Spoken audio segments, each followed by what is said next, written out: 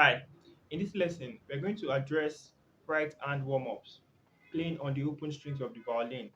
Now, by open strings, I mean playing on all of the strings of the violin without stopping them with your fingers. You're going to be playing the G, D, A, and E string, respectively. G, D, A, and E. You're going to start from the fourth because you start counting from the tiniest finger, tiniest string rather, to the thickest string. So this is the first, second, third, and fourth. So if I start from the G string, which is the fourth string. Now there are some points I would like you to take note of when playing the open strings and doing your right hand warm-ups. Now the first point is for you to ensure that you carry your violin properly. So the idea behind you doing your right hand warm-up is to ensure that you get comfortable holding your violin properly while still playing. After you've ensured you are carrying your violin properly, your left hand is well positioned.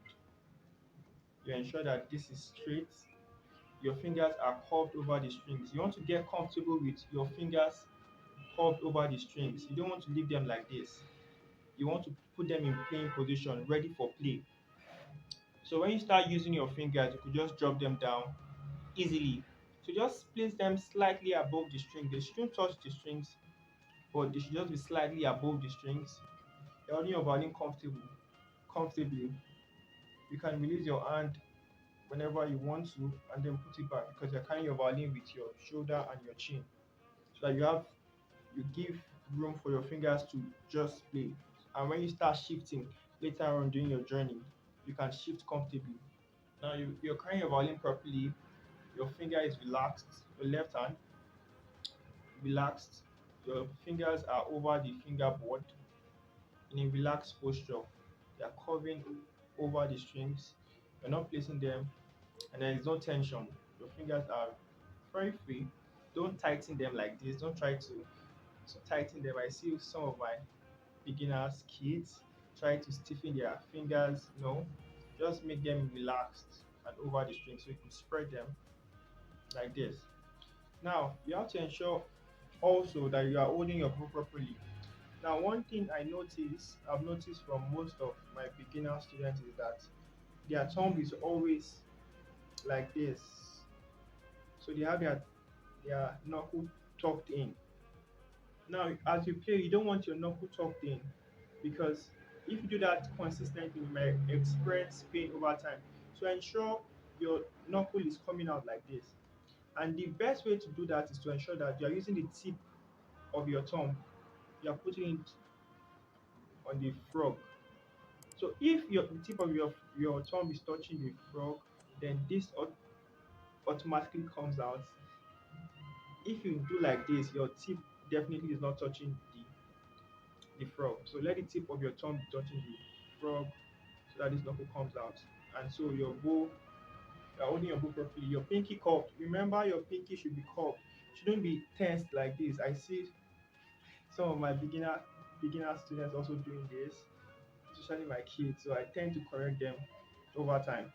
Make sure your pinky is curved. Ensure your index finger is relaxed and your two middle fingers are relaxed, covering the eye of the frog. So your pinky curved, two middle fingers like this, your index finger relaxed in between these two phalangeal lines, crossed like this, your knuckle coming out. So ensure you're holding your bow properly.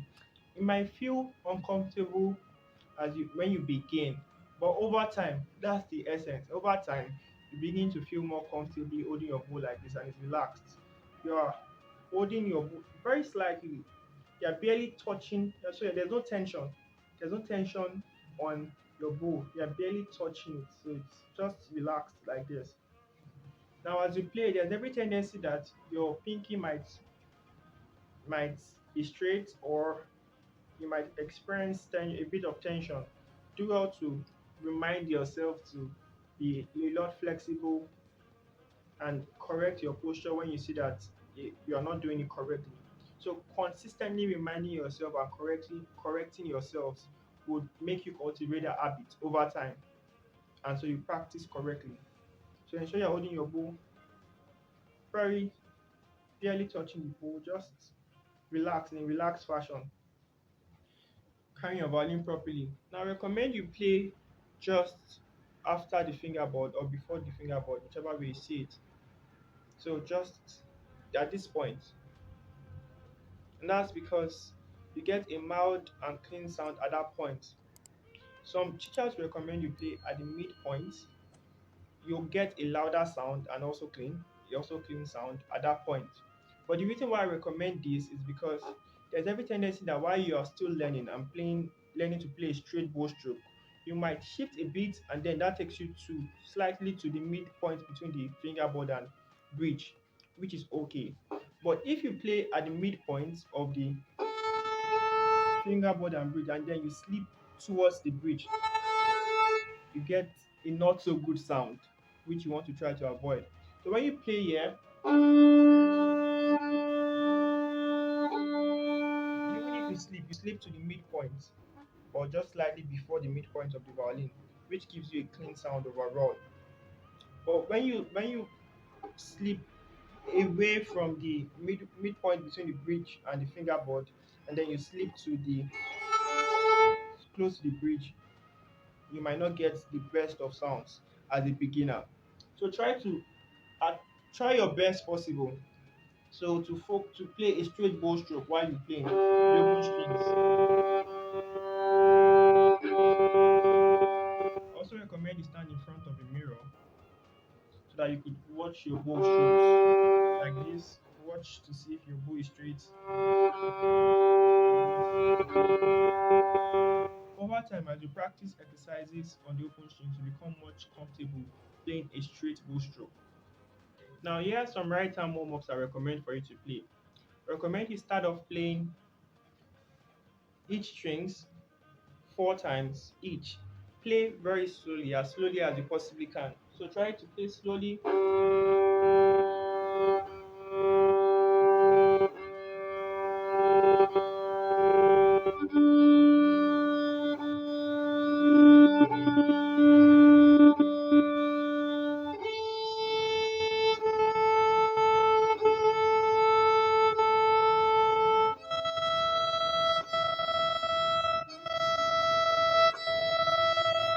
And you want to ensure that your bow is firm on the string.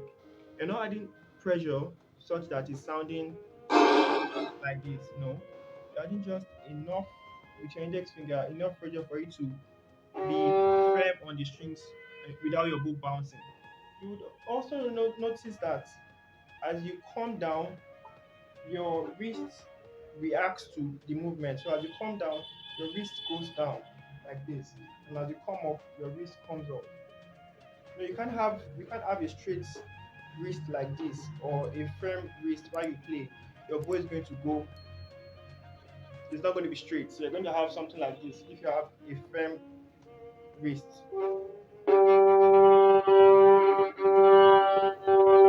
that is not a straight bow. So you want to have. So when you're up here, when you're at the bottom of the bow, the wrist is high. As you come down, goes like this, so it's relaxed. So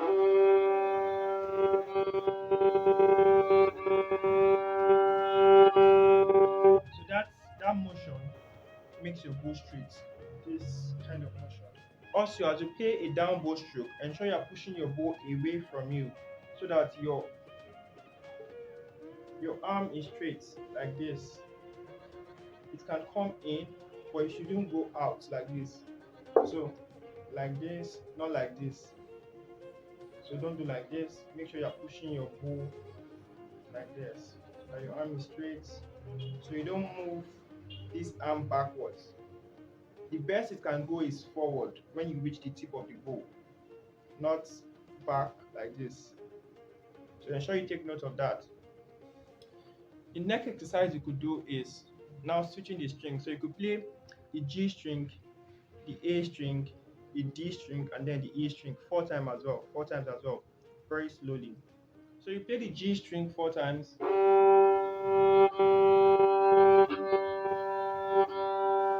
you move to the A string.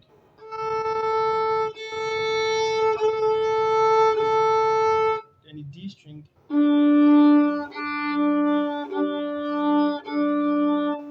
Then the E string.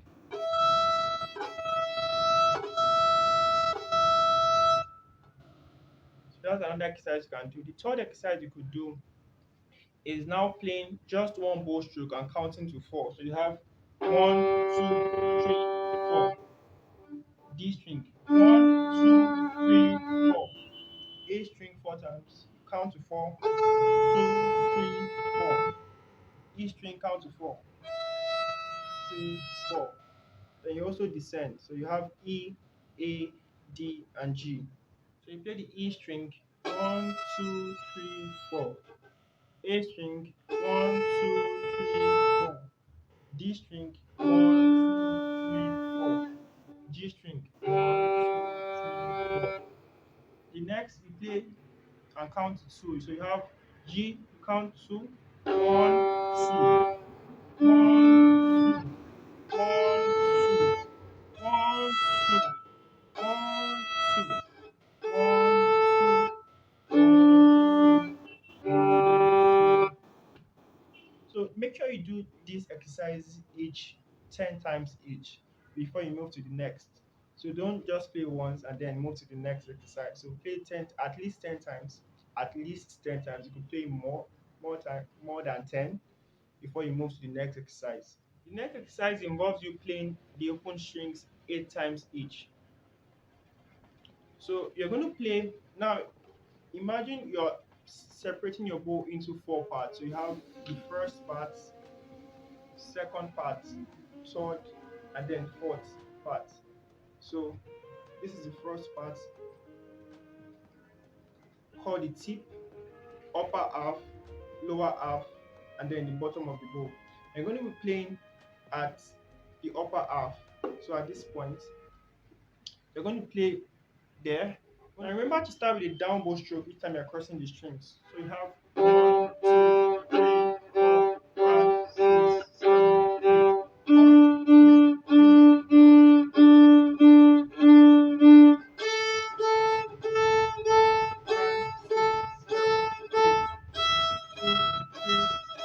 5, 6, 7, 8. Now you could play this 10 times first, then move from down to up, from your E string to your G string. You have 2, 3, 4, 5, 6, 7, 8. 2, 3, 4, 5, 6, 7, 8. 1, 2, 3, 4, 5, 6, 7, 8. So those are the exercises you could do to get your right hand warm ups. The idea is for you to get comfortable with playing the detached bow strokes as well as slot bow strokes and play them without having to think about them. So when you get used to the down, up bow strokes, then when you start using your fingers, you don't have to concentrate on your right hand while also tackling the challenges that might come with your left hand. So you get comfortable playing the strings and crossing the strings individually without having to touch two strings while playing, intending to play just one string. So those are the exercises, open string exercises for the right hand. Do how to practice them slowly and make sure you are consistent, holding your violin properly in a good posture. And remember to correct yourself if you do make a mistake. If you do have any question, comment, or challenges you might be encountering that you might want for me to address, do have to drop it in the comment section and I'll be glad to help you address them and also respond to your questions. Stay creative and we'll see you in the next video.